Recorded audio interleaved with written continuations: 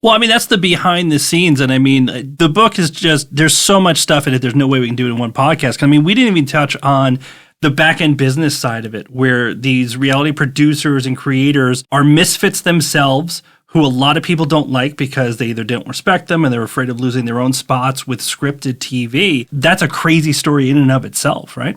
Yeah, it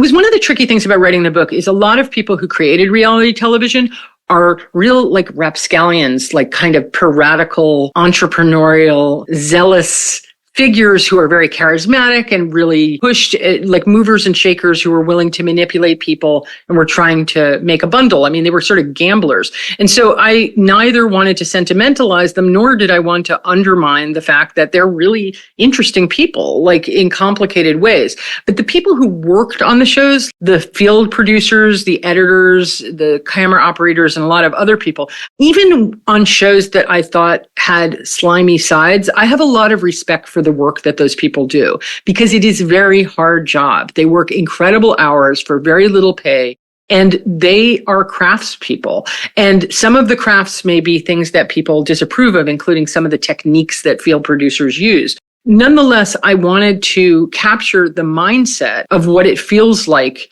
to be shaping the real behavior of your cast in that way. And I didn't want to do it in a kind of just a finger wagging way where I was like, this is a bad thing that happened. I mean, it's just more complicated than that. And some of those people did really creative things. And one thing I tried in this book to do was to give people credit for it when they created an element of reality TV that had some lasting meaning, like the guy that came up with outplay, outlast, like that slogan, or George Verschure on The Real World. I believe it was in the second season of the show that he came up with the confessional, where they created a closet with a camera. Somebody would go in and speak to the camera and sort of give their own diary that would then be used on the show. That's been used multiple times on different shows. And there were sort of creative inventions like that I tried to trace the beginnings of. And in order to do that, you have to understand that the people who were doing these jobs were making their jobs up. They came from other areas. They worked in TV news, or they were travel reporters. They had done a lot of adventure stuff or sports stuff.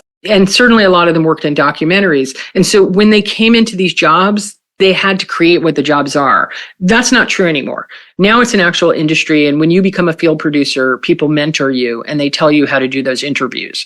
And when you become an editor, there's a whole background on reality editing. So part of, I think, the value of this story is the period when nobody did know that stuff and when they were actually creating those jobs.